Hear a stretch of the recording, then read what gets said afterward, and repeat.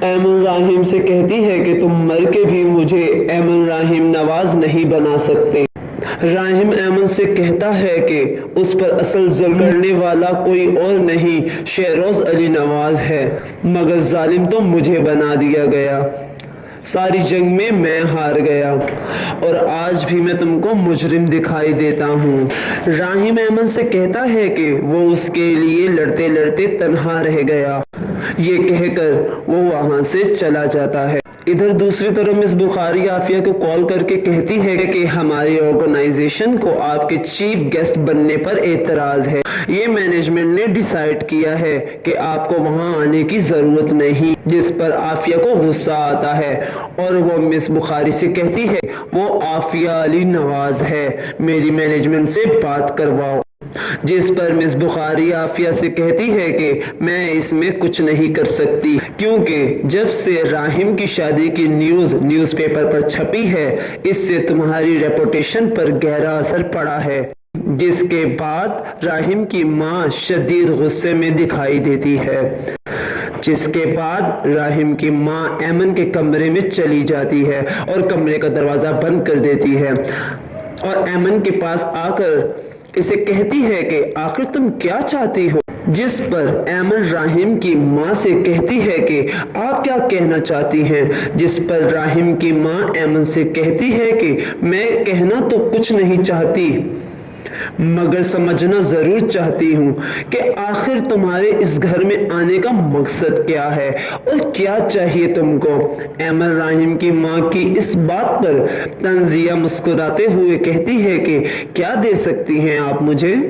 جس پر راحم کی ماں ایمن سے کہتی ہے کہ ہر مہینے تمہارے گھر ہینڈسم اماؤنٹ جاتی ہے، کیا وہ بھی کم پڑ رہی ہے جو اور چاہیے؟ جس پر ایمن عافیہ سے کہتی ہے کہ پیسوں سے عزتیں نہیں خریدی جاتی، غلط انسان سے سودا کر رہی ہیں آپ۔ مجھے سمجھ یہ نہیں آ رہا کہ جو عافیہ نواز میرے ساتھ اتنی ہمدردی کرتی تھی آج ان کو میرے ساتھ ایک ہی ٹیبل پر کھانا کھانا گوارا کیوں نہیں؟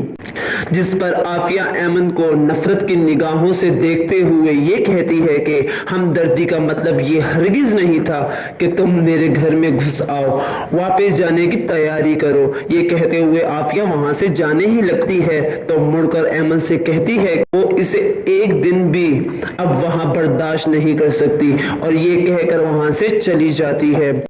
دوسری طرف عافیہ کا اپنا بیٹا جس کا نام شہروز ہے وہ عافیہ سے کال پر بات کرتے ہوئے کہتا ہے کہ ماں آپ کو کیا لگا تھا ایمن کی ماں کو ہر مہینے کا خرچہ دے کر سب ٹھیک ہو جائے گا؟ آپ کو چاہیے تھا کہ سب ٹھنڈے طریقے سے ہینڈل کرتی، الٹا آپ جھگڑ کے بیٹھ گئی۔ جس پر شہروز کی ماں اسے کہتی ہے کہ تم کو کیا لگتا ہے کہ میں اس کے نخرے سہوں گی؟ جس پر شہروز عافیہ سے کہتا ہے کہ ایمن کی دوست بن کر رہیں اور یہ جاننے کی کوشش کریں کہ کیا ماجرا ہے، آخر کوئی تو مقصد ہوگا جو بھائی سے شادی کی اس نے، ایسے ہی تو ایمن بھائی سے شادی نہیں کر سکتی، آپ ڈاکٹر سے بول کر اس کی میڈیسن دوبارہ شروع کر دیں۔ جس پر عافیہ کہتی ہے کہ ایمن کی ماں اسے ٹائم سے میڈیسن دے ہی رہی تھی اور اب یہاں میں دے دوں گی، مسئلہ یہ ہے کہ وہ مجھ پہ ٹرسٹ نہیں کرے گی۔ جس پر شہروز اپنی ماں کو مشورہ دیتا ہے کہ اس کی ہمدرد بن کے رہیں، جب آپ اس کو پیار اور محبت سے ہینڈل کریں گی اس کو پتہ تک نہیں چلے گا، بس اس بات کا خیال رہے کہ وہ کچھ بھی یاد کرنے کے قابل نہ رہے۔ جس پر عافیہ شہروز سے کہتی ہے ہم میڈیسن کی وجہ سے ہی تو بچے ہوئے ہیں، ورنہ ایمن کی یادداشت واپس آ گئی تو وہ منہ کھولنے میں ذرا دیر نہیں لگائے گی۔ اس کے بعد شہروز گہری سوچ میں پڑ جاتا ہے۔ ادھر دوسری طرف علی نواز میٹنگ میں ڈسکشن کر رہا ہوتا ہے کہ علی نواز کا بیٹا راحم وہاں داخل ہوتا ہے اور آ کر وہاں بیٹھ جاتا ہے۔ جس پر علی نواز راحم کو غصے کی نگاہ سے دیکھتا ہے۔ جب ڈسکشن کے دوران راحم کچھ کہنے لگتا ہے تو علی نواز وہاں سے اٹھ کر چلا جاتا ہے، جس کے بعد سب وہاں سے ایک ساتھ اٹھ کر چلے جاتے ہیں، جسے دیکھ کر راحم پریشان ہو جاتا ہے۔ تو دوسری ہی اور عافیہ ڈاکٹر سے کہتی ہے کہ آپ مجھے ایمن کی کنڈیشن بتائیں کہ اس کی ریکوری کے چانسز کتنے ہیں۔ क्योंकि अब मैं रिस्क नहीं ले सकती। जिस पर डॉक्टर आफिया से कहता है कि ऐमन का इम्यून सिस्टम और विल पावर बहुत स्ट्रॉन्ग है, अगर इसको दवा दुरुस्त दी जाती वो बिल्कुल ठीक हो चुकी होती, लेकिन हमारी गलत दवा देने की वजह से वो ठीक ना हो सकी, क्योंकि मैंने इसे जो आखिरी बार दवा दी थी वो बहुत स्ट्रॉन्ग थी। अगर आप ऐमन को ये मेडिसिन 1 साल तक देती रहे तो इसकी रिकवरी के चांसेस 90% तक खत्म हो जाएंगे, और कोशिश करना कि इस मेडिसिन का इस्तेमाल ज्यादा ना हो वरना जानलेवा हो सकता है। ऐमन अकेली बैठी कुछ सोच ही रही होती है कि आफिया इसके कमरे में फिर दाखिल होती है। आफिया को देखते हुए ऐमन चौंक जाती है। आफिया ऐमन से कहती है कि मैं तुमसे माफी मांगने आई हूँ, मैं सुबह बहुत गुस्से में थी, अब तुम राहीम की बीवी हो, ये घर तुम्हारा भी है। जिस पर ऐमन इनकार करते हुए कहती है कि बिल्कुल भी ये मेरा घर नहीं, मैं आम लड़कियों की तरह नहीं जो महलों के ख्वाब देखती हैं। आफिया ऐमन से कहती है कि फिर यहाँ क्यों आई हो? जिस पर ऐमन आफिया से कहती है कि वक्त ले आया है मुझे यहाँ, मैं आपकी जगह लेने नहीं आई, ये घर आप ही को मुबारक हो, क्योंकि मुझे इस घर में जरा भी दिलचस्पी नहीं। ये सुनकर आफिया ऐमन से कहती है कि तुमसे मैं इम्प्रेस ही इसलिए हुई थी कि तुम बहुत खुददार लड़की हो, जब भी तुमको जॉब के लिए होटल भेजा था।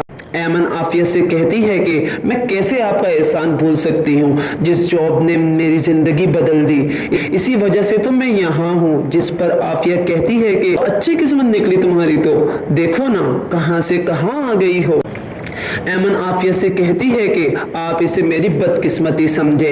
इतने में आफिया ऐमन के पास आकर बैठ जाती है और कहती है कि किस्मत तो वाकई तुम्हारी बहुत अच्छी है, देखो ना किस्मत ने तुमको कहां से कहां पहुंचा दिया। शौक तो मुझे ये लगा कि आखिर राहीम मान कैसे गया। आफिया राहीम के खिलाफ ऐमन को भड़काते हुए कहती है मगर तुम अपना ख्याल रखना, क्योंकि राहीम जैसा शख्स अपने आप को बचाने के लिए तुमको कोई भी नुकसान पहुंचा सकता है, तुमको मारने की कोशिश कर सकता है। तुम इसका यकीन कैसे कर सकती हो? कभी इसका यकीन मत कर बैठना। जिस पर ऐमन को हैरत होती है और आफिया से कहती है कि वो आपका बेटा है, आप उसके लिए ऐसा कह रही हैं। आफिया अपनी बातों पे ऐमन को उलझाते हुए कहती है कि पहले मैं एक औरत हूँ, माँ तो मैं बाद में बनी हूँ, मैं तुम्हारी तकलीफ समझती हूँ, तुम कोमा में थी, तुमको तब भी बचाने की कोशिश करती रही। ये कहते हुए आफिया मेडिसिन निकालकर ऐमन को देती है, जिस पर ऐमन पूछती है कि ये कौन सी दवा है।